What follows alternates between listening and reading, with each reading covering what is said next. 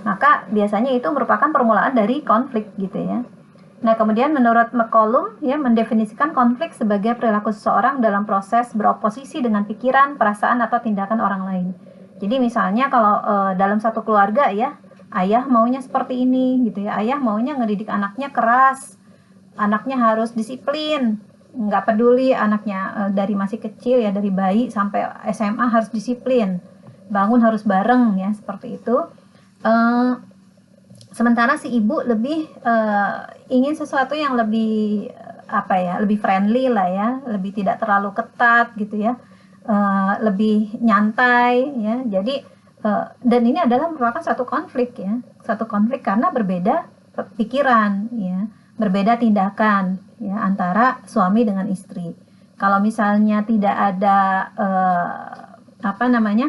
tidak ada musyawarah, tidak ada usaha untuk berdiskusi, kemudian mencari jalan keluar, bagaimana caranya supaya kehidupan di dalam rumah itu menyenangkan meskipun ada perbedaan-perbedaan seperti itu, maka konflik itu akan terus berlanjut ya. Apalagi kalau misalnya orang-orang yang berkonflik itu saling menjauh, saling tidak ingin berusaha untuk menyelesaikan masalah, dipendam ya, misalnya seperti itu. Ketika dipendam, lama-lama apa yang dipendam itu semakin besar, rasa tidak nyamannya, rasa tidak suka, akhirnya suatu saat bisa menjadi bisa meledak gitu ya, bisa menjadi satu konflik yang besar. Dua pihak yang memiliki hubungan yang berkualitas akan mengelola konflik itu dengan cara yang positif. Ya, kita juga udah tahu ya, sudah sering dibahas sekali mungkin ya di dalam kuliah ini, bahwa yang namanya pernikahan nggak mungkin kalau nggak ada konflik gitu. Yang namanya hubungan antara dua orang, apalagi dalam satu keluarga, itu banyak sekali membernya ya, banyak sekali anggota keluarganya. Ya mungkin ada yang 4, ada yang 5, ada yang lebih dari itu ya. Kalau ada ART, asisten rumah tangga yang tinggal di situ, berarti kan dihitung sebagai anggota keluarga juga yang harus patuh pada peraturan-peraturan di dalam rumah tersebut. Dan ini tentu akan menimbulkan konflik ya, meskipun mungkin konflik kecil ya, konflik yang ya sehari-hari ya. Tetapi kalau misalnya itu dibiarkan, tentu akan menjadi sesuatu yang besar suatu saat nanti. Nah, bagaimana caranya agar kita bisa mengelola konflik dengan baik, dengan cara yang positif? Itu merupakan salah satu cara untuk membuat keluarga kita resilience ya. Itu kalau konflik ya di dalam rumah, bisa saja dia akan merusak bangunan fondasi dalam keluarga tersebut gitu ya. Meskipun kalau yang namanya resiliensi itu bisa juga dalam menghadapi masalah-masalah dari luar, bukan cuma menghadapi masalah-masalah dari dalam rumah itu saja. Nah, sekarang mungkin kita perlu merefleksikan ya pada diri kita ya, bagaimana sih sebenarnya kualitas hubungan kita itu dengan ayah kita ya, kemudian dengan ibu kita, dengan kakak, dengan adik ya, dengan orang-orang yang ada di dalam keluarga tersebut ya. Kualitasnya seperti apa? Apakah kita senang ngobrol? Apakah kita senang curhat ya kepada pasangan kita, atau mungkin kalau yang belum nikah kepada orang tua ya, atau tidak gitu?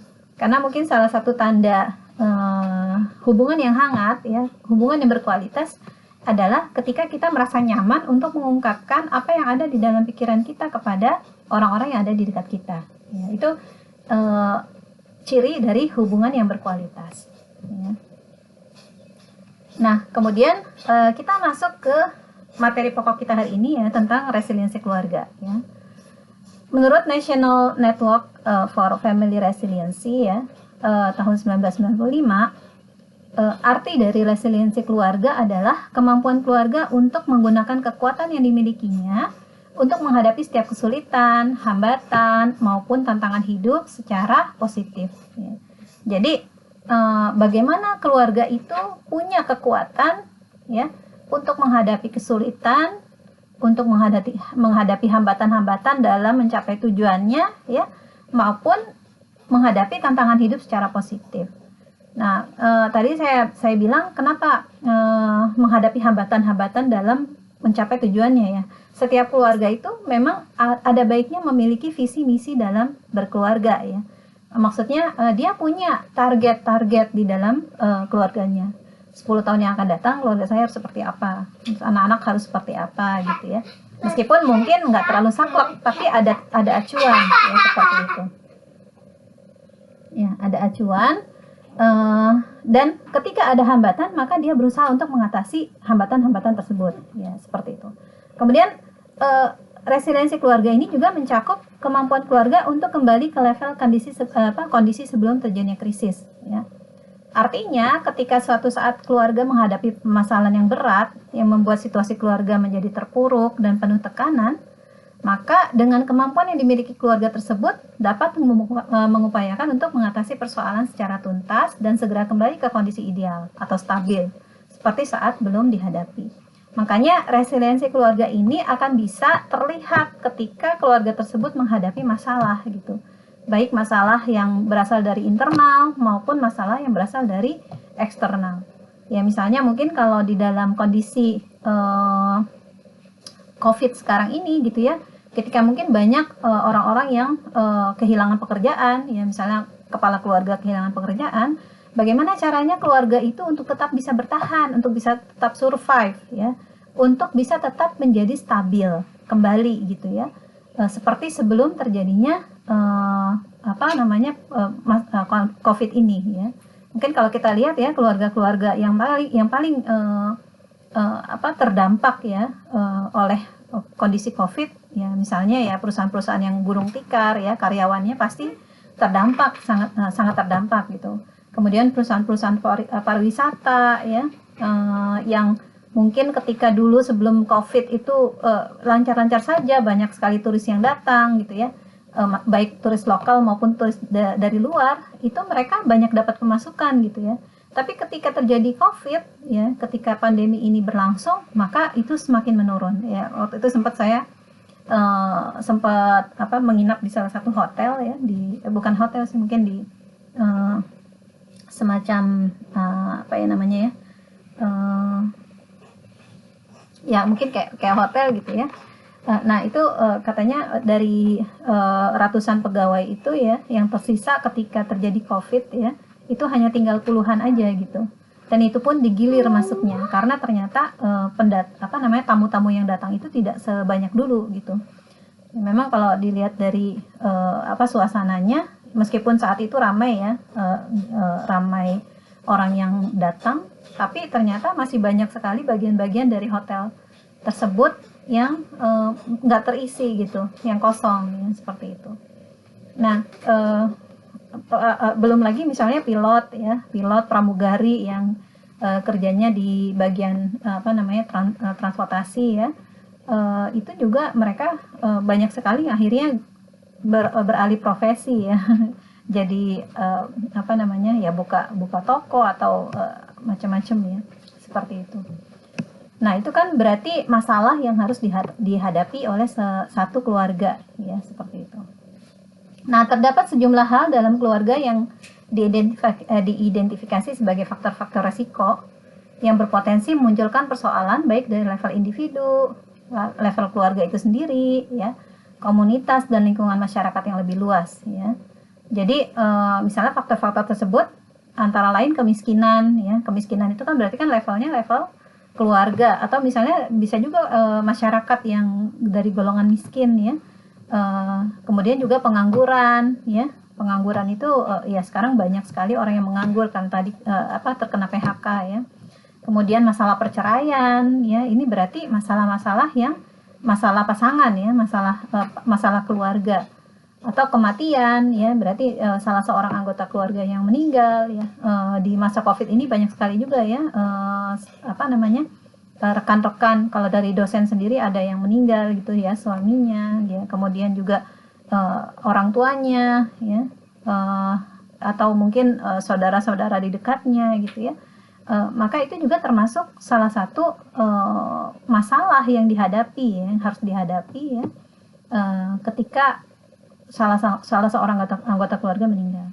Lalu terjadi penyakit kronis ya. Penyakit kronis ini ya, tidak hanya berdampak kepada orang yang terkena penyakit saja gitu ya, tetapi orang-orang yang ada di sekitarnya ya. Misalnya misalnya kalau ada orang tua yang sakit, berarti kan anak-anaknya harus bergantian menunggui orang tuanya, atau bagaimana, atau mengurusi orang tuanya yang sakit gitu ya. Apalagi kalau misalnya penyakitnya ini kronis dan dalam waktu yang sangat lama gitu, tentu akan sangat stressful ya bagi orang yang mengurusi orang tua tersebut gitu misalnya. Dan ini tentu menjadi satu masalah tersendiri ya.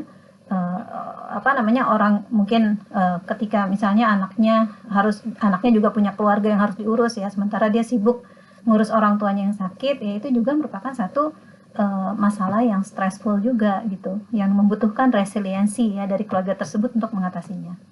Lalu misalnya ketidaksuburan reproduksi ya, misalnya orang yang nggak punya anak ya, itu juga merupakan jenis stres tersendiri yang bisa menghancurkan kebahagiaan di dalam rumah tangga ya. Nah, karakteristik perilaku yang positif yang bisa menjaga keluarga dari stresor-stresor di atas ya adalah yang pertama, sikap percaya dan menghargai satu sama lain. Jadi apapun masalah yang terjadi, maka terutama ya orang tua atau pasangan itu harus memiliki sikap percaya dan saling menghargai satu sama lain. Ketika ada ini, maka fondasi keluarga itu lumayan termasuk kuat gitu ya. Karena anak-anak biasanya hanya mengikut saja, apalagi anak-anak masih kecil ya. Nah, kemudian tradisi kebersamaan dalam keluarga ya, ini juga sangat penting untuk dilakukan ketika kita punya masalah ya. Maka sebenarnya salah satu anggota keluarga itu adalah masalah bersama gitu, yang harus dibicarakan bersama, kemudian dicari jalan keluarnya bersama-sama gitu. Misalnya kalau tadi ada mengurus anggota keluarga yang sakit ya, berarti kan selain dia menghargai atau mensupport ya istrinya misalnya yang sedang mengurusi orang tuanya, maka anak-anaknya juga mungkin harus turun tangan di dalam keluarga tersebut gitu. Ketika ibunya sibuk untuk ngurus nenek gitu ya yang sedang sakit, atau kakek yang sedang sakit, maka anak-anaknya bahu membahu dalam mengerjakan pekerjaan rumah gitu ya, atau dibagi-bagi tugas gitu. Intinya ada kebersamaan ketika menghadapi satu masalah ya. Kemudian berikutnya adalah komunikatif ya. Kita perlu mengkomunikasikan kondisi yang sedang dihadapi saat ini gitu. Misalnya komunikasi betapa mungkin dia sangat lelah ya secara fisik dan juga mental gitu ya, karena menghadapi orang yang sedang sakit ya tadi ya. Misalnya menghadapi orang yang sedang sakit tentu kan berbeda gitu ya. Membutuhkan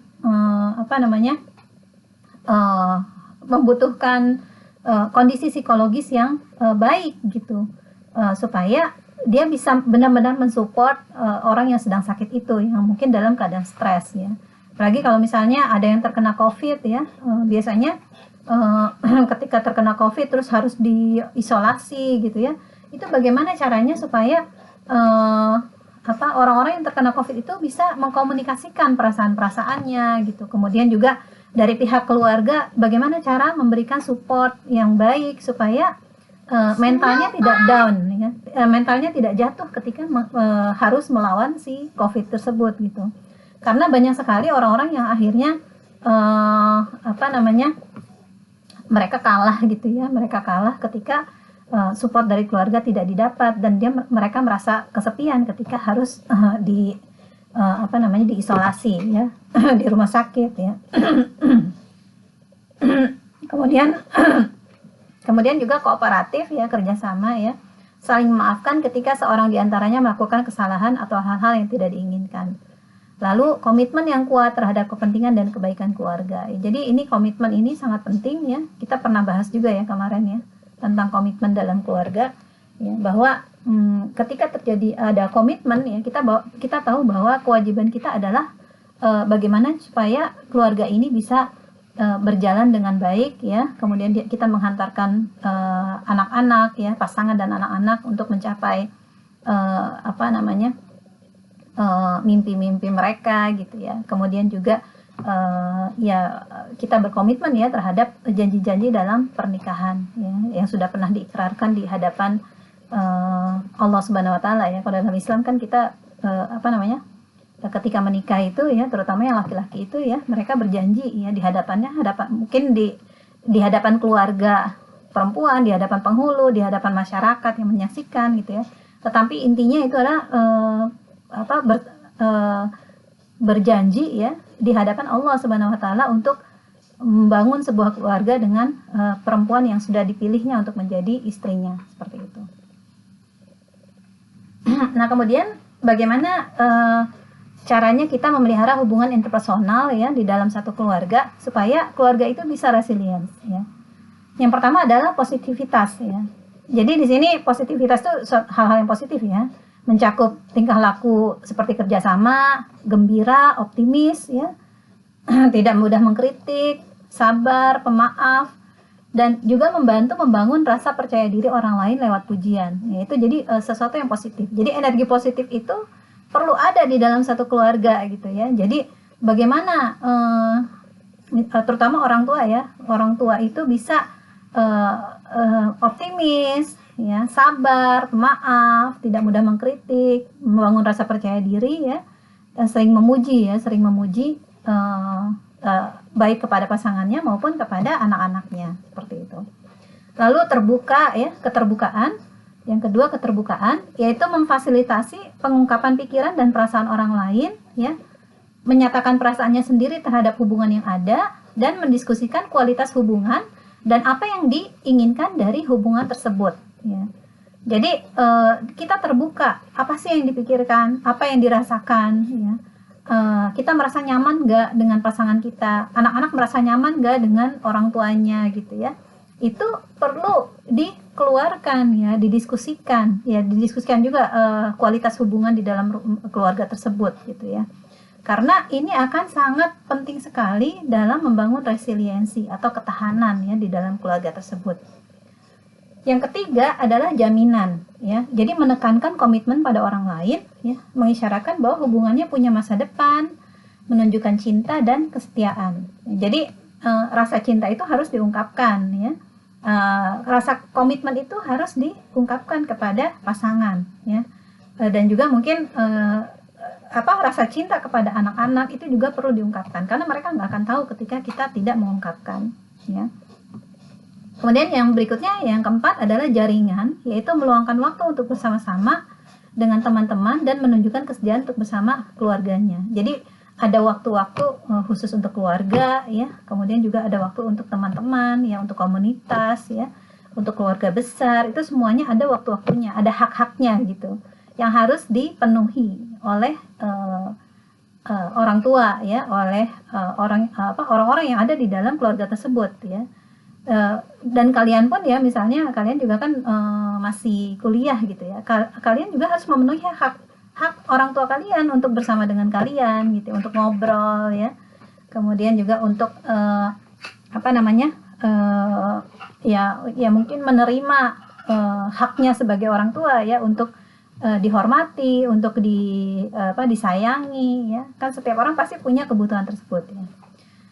Lalu yang terakhir, berbagi tugas ya. Jadi berbagi kewajiban dan tugas bersama di dalam keluarga tersebut ya. Itu meskipun ya tentu tergantung dengan sikonnya masing-masing ya. Masing-masing keluarga punya situasi dan kondisi yang berbeda.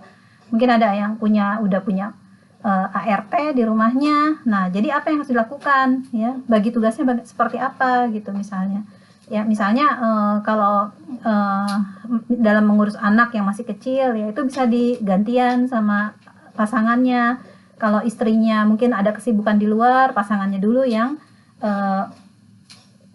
mengurusi ya si anak ini ya, yang masih kecil ini gitu ya. Atau misalnya kalau misalnya suaminya sedang ada kesibukan yang mungkin sedang yang tidak yang di kantor ya, atau ada masalah-masalah di kantor ya, mungkin istrinya bertugas untuk memberikan kenyamanan di rumah gitu ya, kemudian juga membuat suaminya itu menyediakan istirahat yang cukup ya, menyediakan kebutuhannya di rumah, seperti itu. Nah, kemudian strateginya apa? Bagaimana sih caranya supaya kita bisa menguatkan hubungan di dalam keluarga ya? Di sini ada beberapa trik ya, beberapa hadiah dan daya tarik sosial ya di sini ya, supaya bisa menguatkan hubungan dalam keluarga. Ternyata memang kita perlu sekali-sekali memberikan hadiah kepada orang-orang yang kita sayangi gitu ya. memberikan kenang-kenangan, atau melakukan hal-hal yang mengesankan atau menyenangkan bersama pasangan dan juga anak-anak ya. Misalnya tadi mengajak liburan, atau sekali-sekali menuruti keinginan anak-anak untuk misalnya makan di mana gitu, makan di luar ya. Kemudian meningkatkan penampilan diri ya, menjaga penampilan diri supaya tetap bisa tampil menyenangkan ya, terutama di hadapan pasangan. Lalu interaksi dengan keluarga dan teman-teman itu juga perlu dikuatkan. Nah, lalu keintiman juga diungkapkan secara implisit ya. Di sini kenapa ya? Karena ini menyatakan minat terhadap pasangan secara tidak langsung ya. Jadi sentuhan fisik ya, mungkin pelukan atau ciuman gitu ya, itu merupakan wujud dari komunikasi verbal yang menunjukkan bahwa kamu itu masih orang yang penting loh buat saya gitu ya, seperti itu. Menggunakan komunikasi nonverbal tentang minatnya pada pasangan menjadi lebih intim secara fisik. Ya. Lalu kelangsungan dan keintiman verbal ya, berbicara mengenai hubungan dan harapan-harapan di masa depan, ya, mimpi-mimpi, ya, kemudian juga harapan tentang pasangan tuh seperti apa inginnya, ya, seperti itu ya.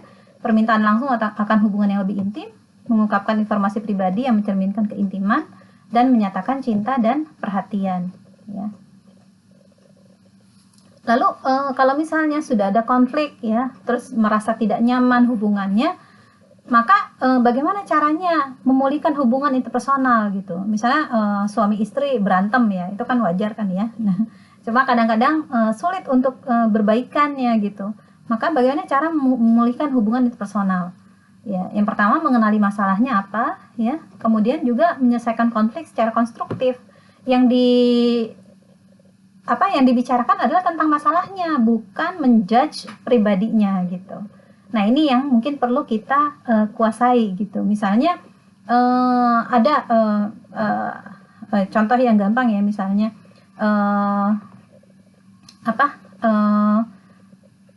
suaminya misalnya selalu lupa ya untuk membelikan hadiah di hari ulang tahun istri ya, misalnya. Kalau itu sesuatu yang penting ya bagi seseorang ya, bagi perempuan.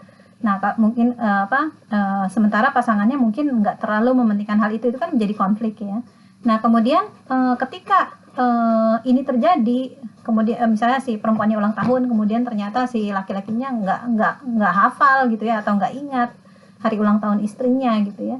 Maka itu kan biasanya terjadi konflik, istri marah, cemberut, ngambek gitu misalnya. Nah, maka itu harus dibicarakan ya secara konstruktif gitu.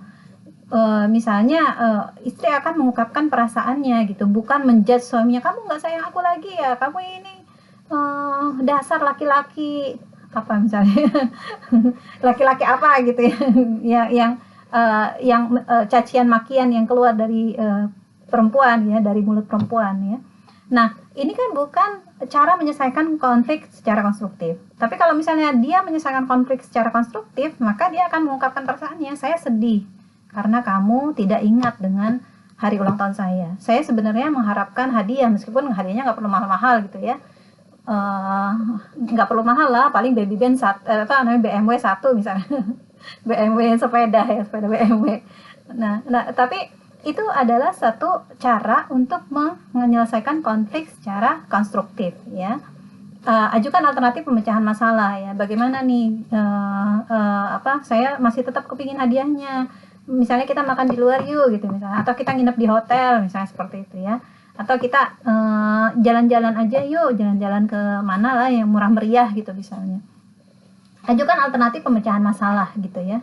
Dan laki-lakinya ya, suaminya juga mungkin berusaha untuk minta maaf ya, saya lupa karena banyak sekali pekerjaan atau banyak masalah di kantor misalnya. Nah, seperti itu.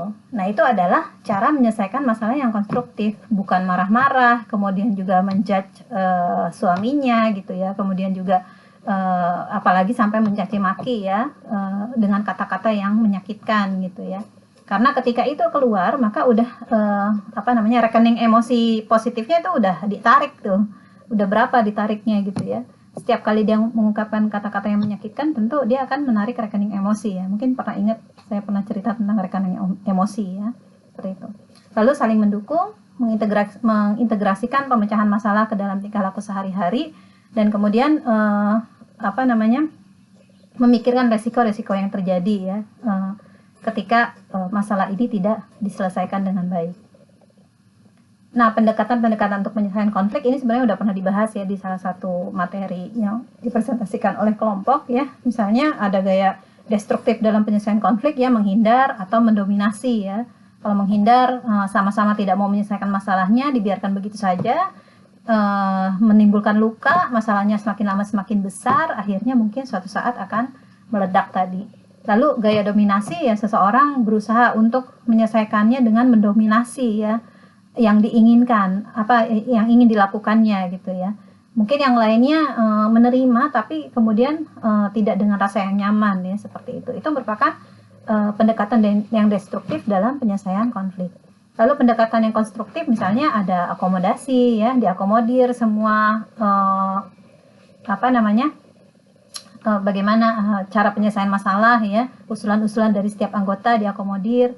Lalu integrasi ya, bagaimana caranya kita bisa menyelesaikan masalah ini ya dengan bermusyawarah ya, untuk mencari jalan terbaik bagi dalam penyelesaian masalah. Baik, seperti itu. Ini udah terakhir ya.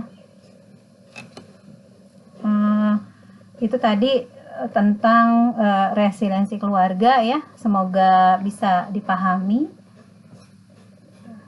Udah jam 12.